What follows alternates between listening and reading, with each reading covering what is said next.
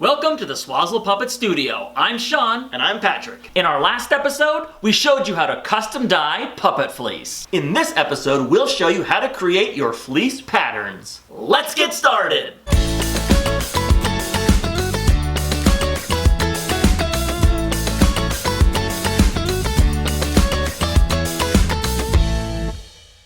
Now that we've dyed our puppet fleece the perfect color, we'll derive our fleece patterns using a technique called draping. Basically, you cover your foam shapes with material, pinning it in place, and cutting away the extra. For this step, you'll need a large piece of scrap puppet fleece or polar fleece, your foam puppet body parts, pins, scissors, a Sharpie, tracing paper, a pencil, pattern weights, a color pencil, and tag board. When draping your puppet, you want to use a material that has similar qualities to your final material. We'll be draping the Herrick the Elephant puppet with a splotchy piece of puppet fleece. So keep those poorly dyed fleece scraps. They might come in handy someday. We'll start with the puppet body. Begin by draping the scrap fleece around your puppet's body. Wrap the material so the two pieces meet at the back. That way the seams will be less visible. Position the material so it stretches horizontally around the puppet's belly. Pin the material in place. Trim off any excess pieces. Pin the fleece around the curve of the belly.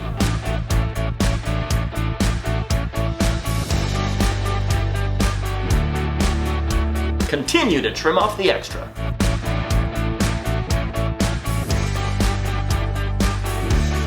Trim the extra fleece up to where the pins are in place.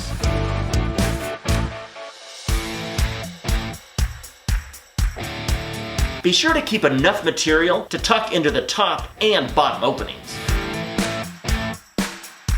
Secure loose material with pins. Use the Sharpie to mark where the material will be cut and folded. Add registration marks as needed.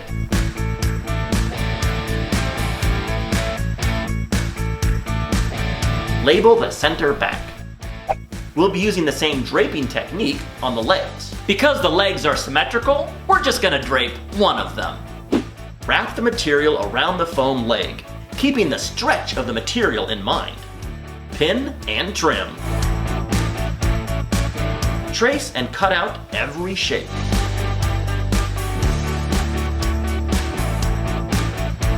Pin, mark, and trim off the excess material. Let's drape the arm next. Cover the arm so that the seam is on the inside parallel with the thumb. Let's get rid of that extra material. More marking and trimming.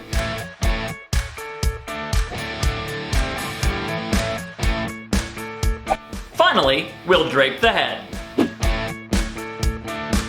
We'll cut a hole for the trunk. Remember, we want to keep as many of the seams to the back of the puppet as possible.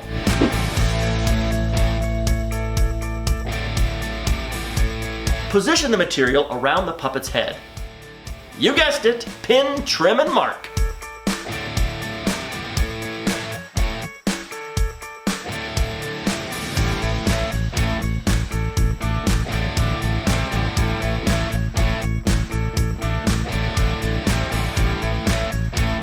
Mark the mouth in the open position. This will give your puppet some cute smile lines. Don't forget the registration marks. We'll use the same draping technique to cover the trunk.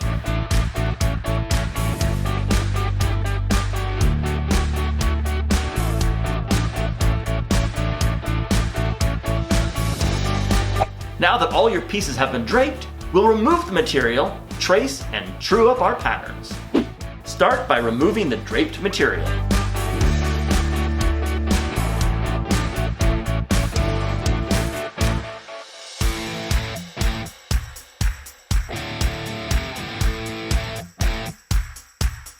Trace the draped material onto tracing paper.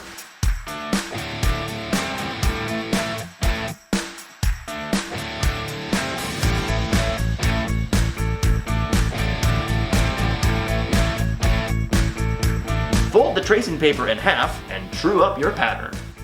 We'll be using the same pattern making technique outlined in this video.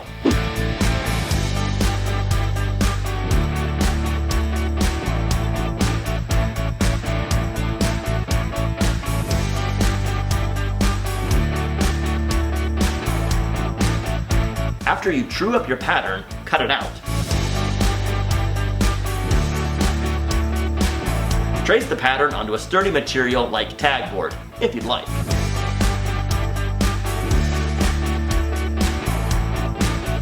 Remember the registration marks and label your pattern.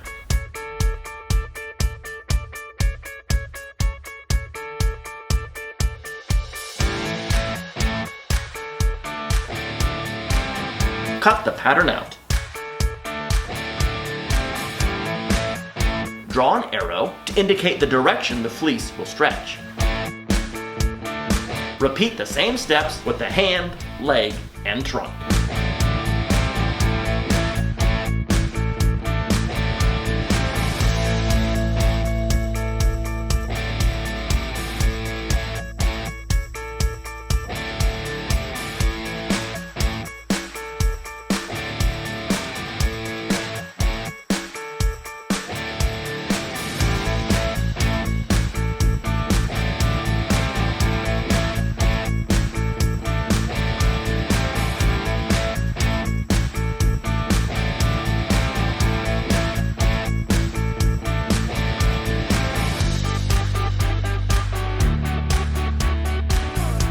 Now you have your final fleece patterns. In our next episode, we will answer your most asked question and show you the invisible stitch we use to sew puppet fleece. Plus, we'll add a few finishing touches and take Herrick the elephant over the finish line. Be sure to like and subscribe so you don't miss a single step. And we'll see you next time in the Swazzle Puppet Studio. Goodbye!